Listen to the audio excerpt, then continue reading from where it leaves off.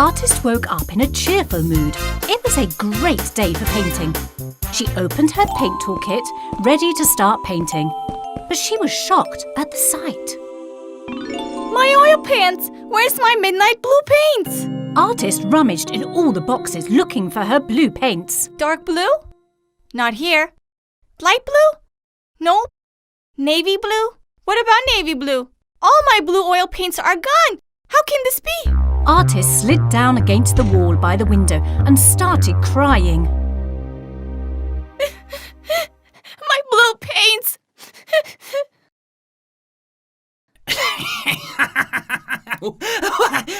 I'm cracking up here. Oui.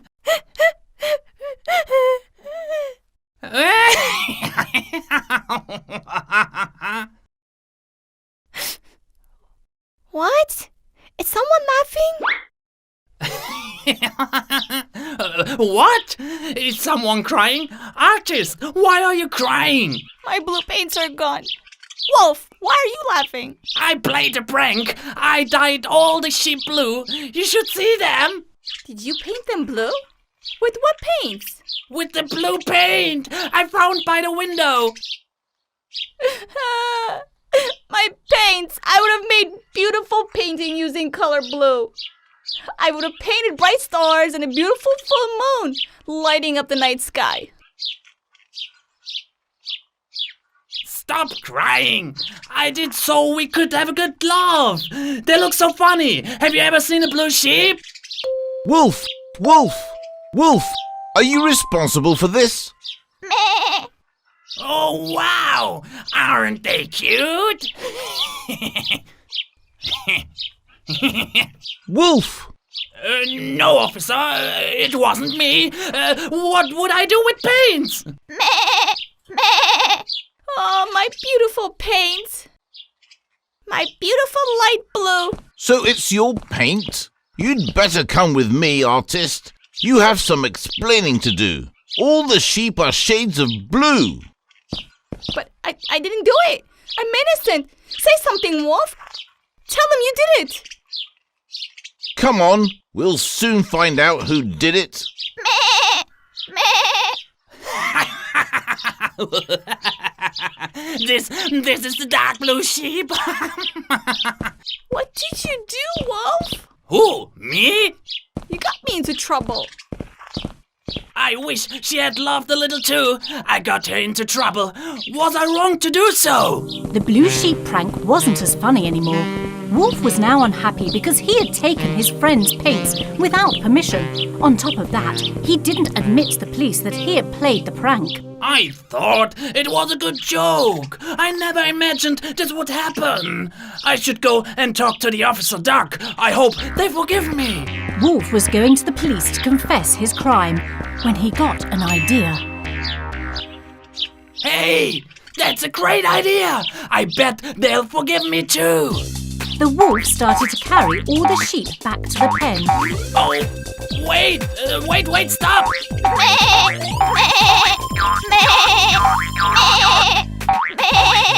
Don't run away. I won't do anything. Wait a minute. Artist and the police duck, who watched all this from afar, were confused. What is he doing? I don't get what he's doing. It seems he's carrying them all to the water. I'm dead tired. Boy, they run fast.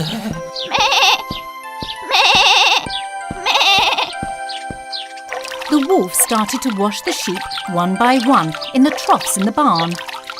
1 sheep is clean, 2 sheep are clean, 3 sheep are clean. While the wolf was washing and counting sheep, he became more and more sleepy. It didn't take that long when I painted them. Too bad for me. I'm not painting sheep ever.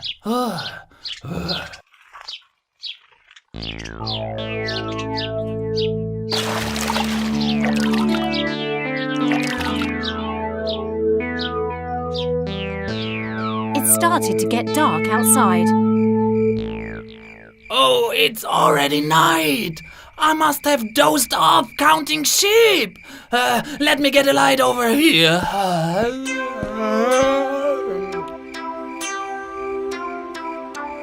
The wolf found a string of light bulbs in the barn, but got tangled in the wire.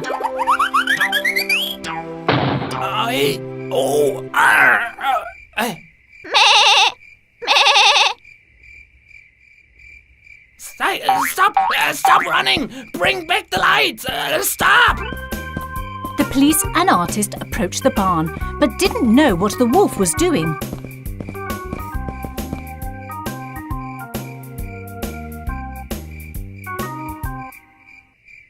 I see he cleaned up the sheep, but I don't understand what he's trying to do now. Oh, look! The sheep are entangled on the cord. Ha ha ha ha ha ha! Deal with it, wolf. He always gets into trouble. Ha ha ha ha ha ha! Hey, I just got a great idea.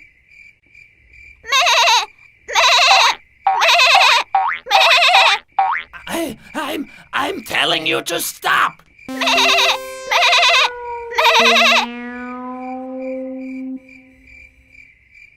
wolf! Artist, help me please. Tell the police the sheep are all cleaned up. They'll no longer have paint on them. Please forgive me. It's no big deal, wolf. But just had a great idea. An idea, huh? Don't tell me you'll paint the sheep. Please don't. No, of course not. But you have to help me. Smiling, artist took the lights that had been tangled up in the sheep's feet and started sketching the most beautiful painting she had ever made.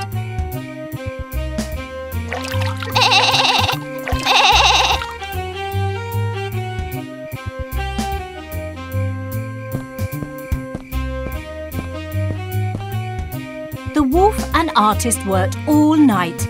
The result was a wonderful painting that was truly worth seeing. It's done, right, wolf? It looks great. This is the most beautiful picture I've ever seen. Good thing I literally painted sheep. Yay. Wolf. Okay, I'm kidding. Anyway, this paint won't come off so easily. Look at me. I've turned blue all over.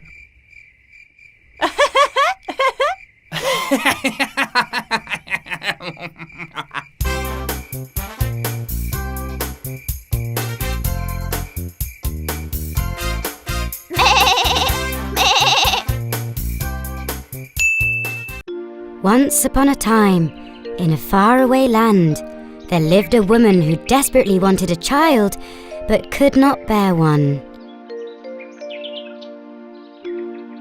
She cried every day from sadness.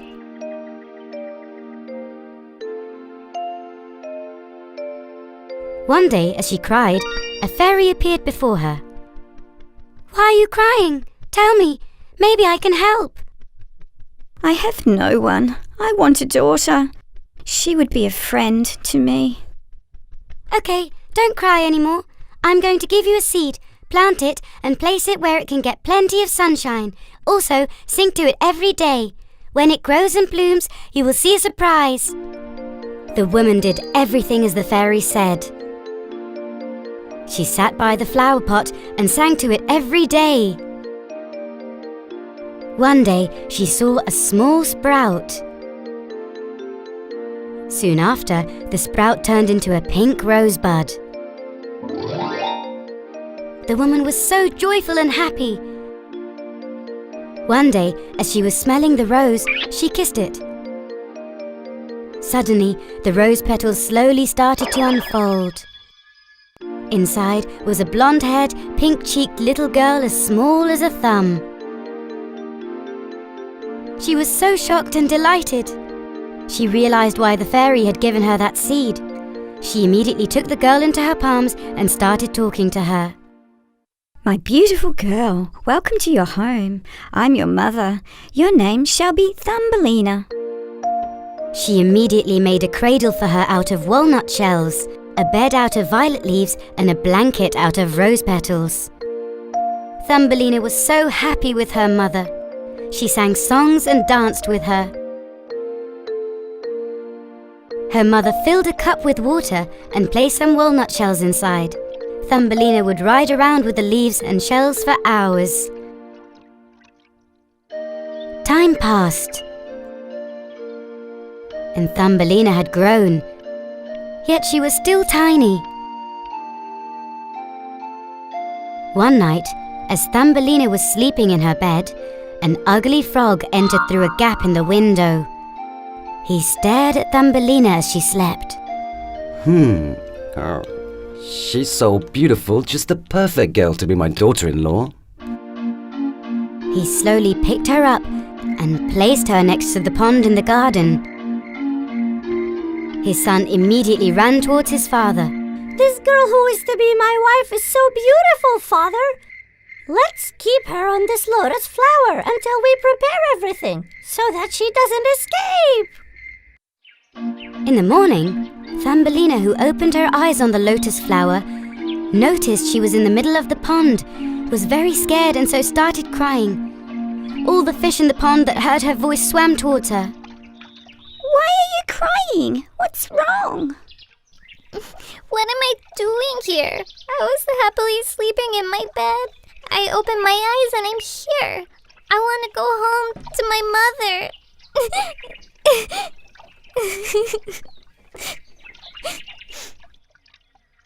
That ugly frog and his son put you here. Apparently you're going to get married. Don't you want to? No! Help me, please! All the fish started gnawing at the stalk of the lotus flower rooted at the bottom of the pond. As the stalk broke, the lotus started drifting with the wind. It floated all the way to the side of the pond. But this time, a beetle living on the tree saw Thumbelina. Oh, an interesting insect that doesn't look like us. Let me take it home so my friends can see it too. He immediately grabbed Thumbelina and took her to his home in the tree. His friends were very surprised. It looks just like a human. Take her away. We don't want her in our home. The beetle thought he had upset his friends, so he took Thumbelina and left her in the forest. Thumbelina, who was incredibly hungry and thirsty, was trying to drink water from the flowers. Since she couldn't find anything to eat, she felt weak. The weather was also extremely cold, so she started shivering. Her clothes were even for summer. She walked for a long time to find some shelter. Finally, in front of a small pile of soil, a door appeared. She knocked on the door with joy. An elderly lady mouse opened the door.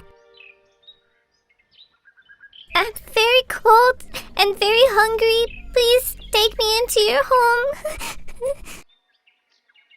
And who are you? My name is Thumbelina. I'm gonna tell you everything that has happened. But first, can you please take me inside? I'm so cold. Come on in, beautiful Thumbelina. When she went in, Mrs. Mouse fed Thumbelina until she was full. And she told Mrs. Mouse everything that had happened to her one by one. As they were living together, one day, someone knocked on the door. They had a visitor. Oh, welcome, Mr. Mole. Thank you.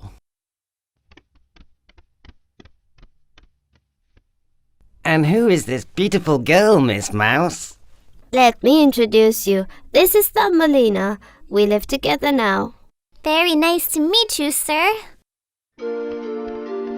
Admiring the beauty of Thumbelina, Mr. Mole was now visiting Mrs. Mouse's house every day. He would bring lots of gifts and food to get Thumbelina's attention.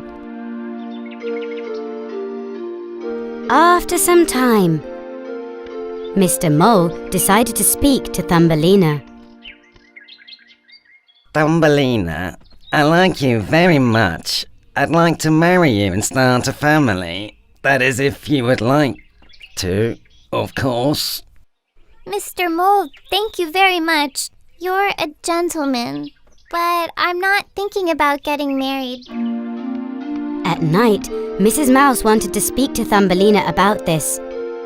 She thought Thumbelina could be happy. You don't want to get married, but let's just go to his house together. If you change your mind, you'll see what kind of a home he'll be living in. What do you say? Actually, Thumbelina didn't want to marry Mr. Mole because moles live under the ground without seeing the sun. This was not appropriate for her. She was a girl of sunshine. Thumbelina didn't want to break Mrs. Mouse's heart, so she followed her and headed straight to Mr. Mole's home. But before they got there, they saw an unconscious pigeon on the way. Thumbelina ran right over to it. She wanted to know what had happened. When she carefully examined it, she realized that the pigeon's wing was injured. She rushed back home, grabbed the first aid kit, and returned to the unconscious pigeon. She dressed the wound and wrapped it tightly. The white pigeon that opened her eyes even managed to drink some water.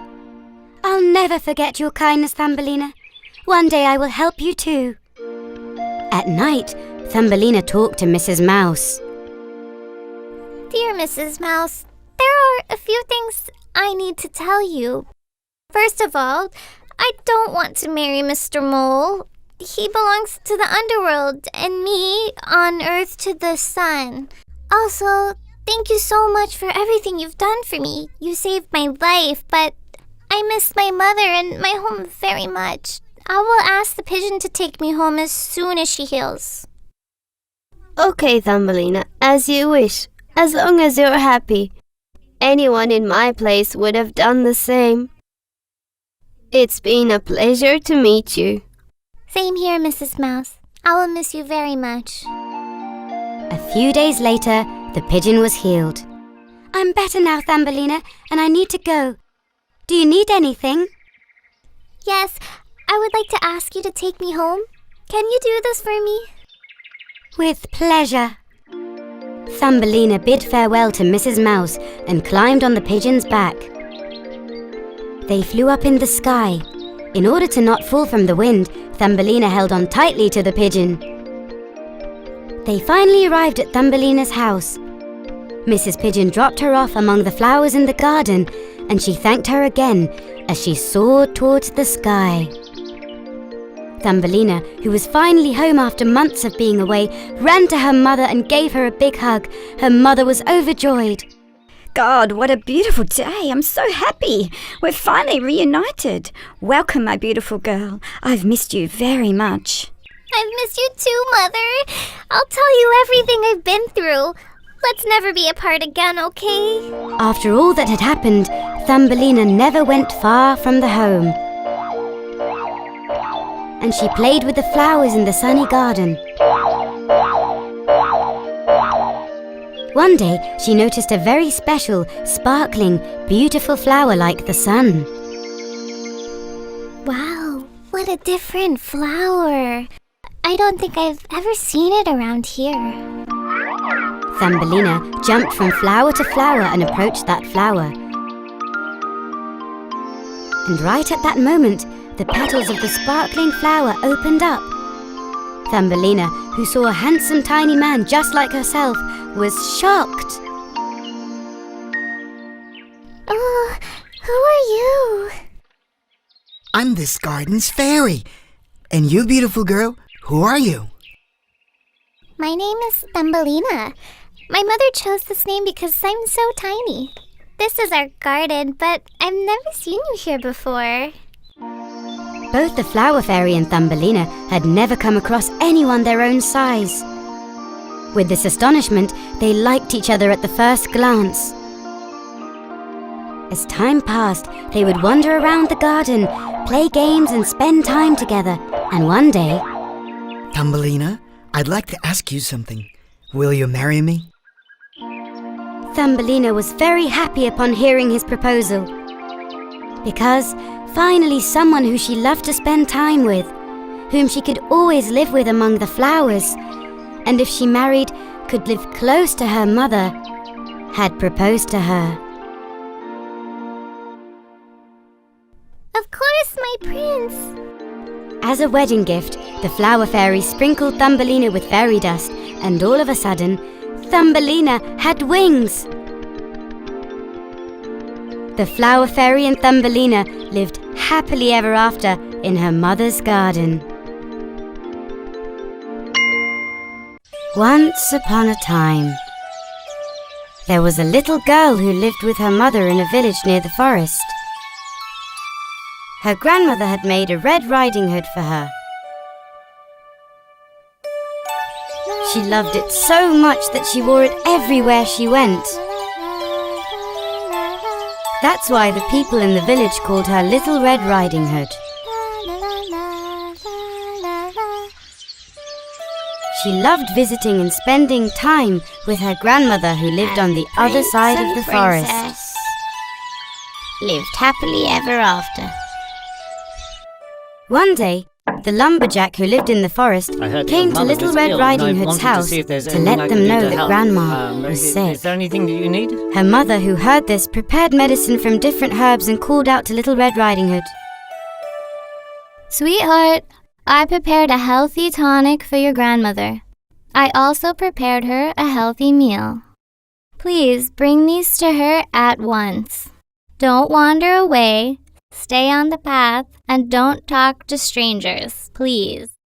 Of course, Mom. I miss Grandma so much. Give me the basket and I'll go right away. Don't forget to tell her that we love her so much. Okay, Mom. Of course I will. So, Little Red Riding Hood went on her way. It was a sunny morning. There were butterflies fluttering around. She was singing and dancing among the butterflies on the way to her grandmother's. Birds were singing in the forest. She held tightly the basket of food and medicine that her mother had given her.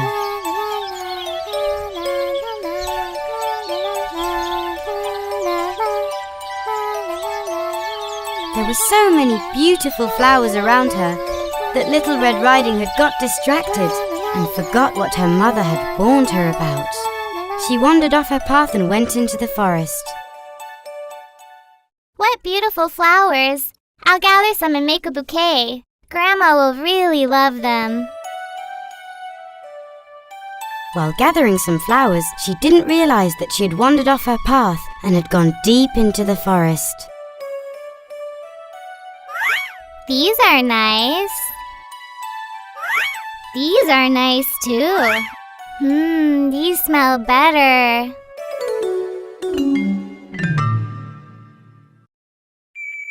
Oh no! I think I'm lost. As she was trying to find her way back to the path, a giant wolf suddenly appeared in front of her. Little Red Riding Hood was so afraid that she screamed, dropping her basket to the ground.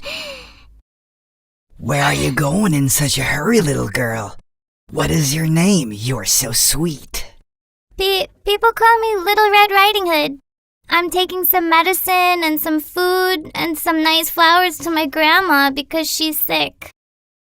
You don't need to be afraid of me. I am not a bad wolf. Look, you dropped your basket. Here, take it. I just want to help you. Actually, the wolf was thinking about the food in the basket. He thought that he would never go hungry again if he could also have the food in her grandmother's house. He befriended Little Red Riding Hood so he could fool her. He was a sly wolf. Thank you for helping me. You are so kind, sir. But I need to hurry up. My grandma's expecting me. Because she's so sick, I need to bring this nice medicine and food to her. Otherwise, she won't get better. Is your grandmother's house so far? Just a little ahead near the pine trees. Somewhere between them. There's a small cottage. Okay, then you continue gathering flowers, sweet little girl. I am glad we met. Take care.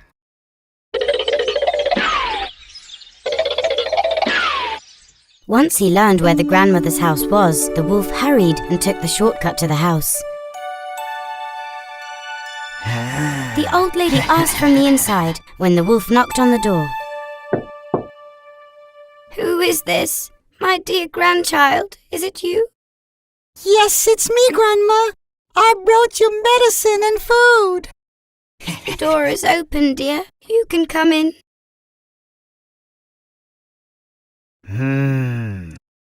The wolf barged in happily.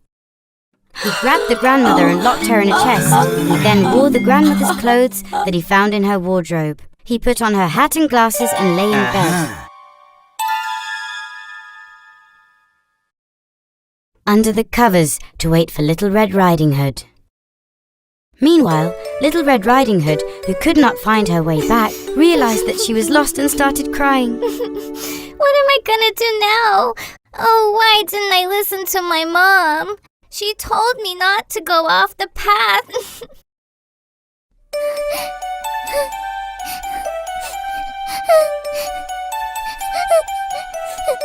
A hunter who was in the forest heard the girls crying and approached her.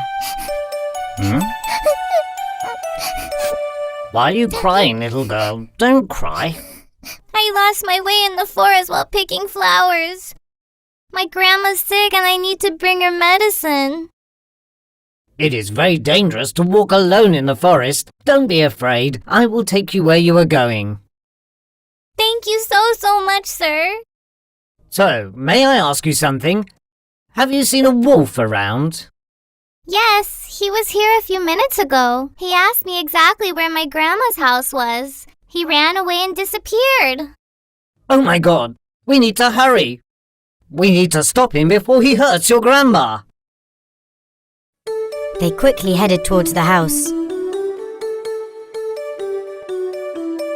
When the little girl knocked on the door, the wolf, imitating the grandmother's voice, asked who was at the door. My dear grandchild, I've been expecting you. The door is open. You can come in. Little Red Riding Hood didn't recognize her voice, but thought that it was due to her illness. Okay, you are safe now in your grandma's house. I'm going back to the forest to hunt that wolf. Don't forget, I'm always around.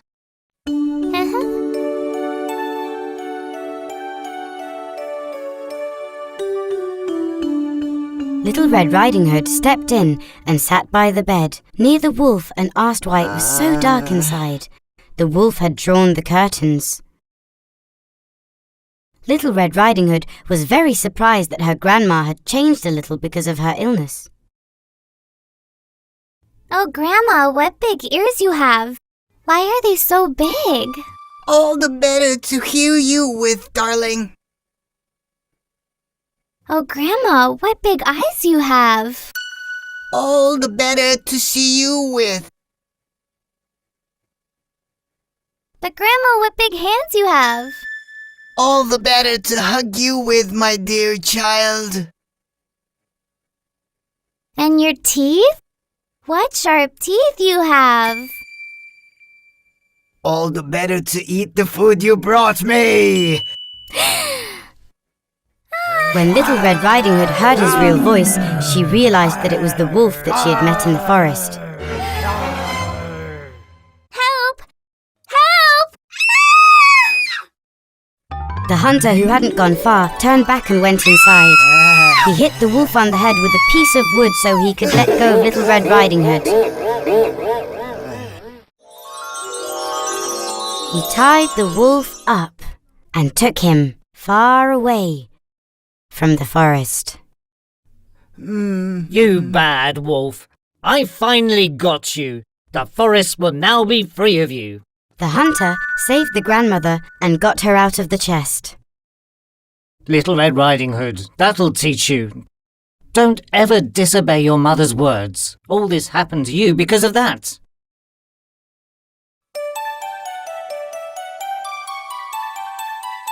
They ate their meal together with the hunter that had saved their lives. The grandmother took her medicine and started feeling much better. Little Red Riding Hood ran back to her house before it got dark.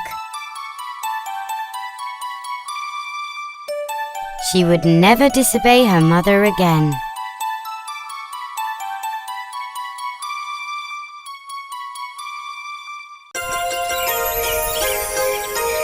Kondosan,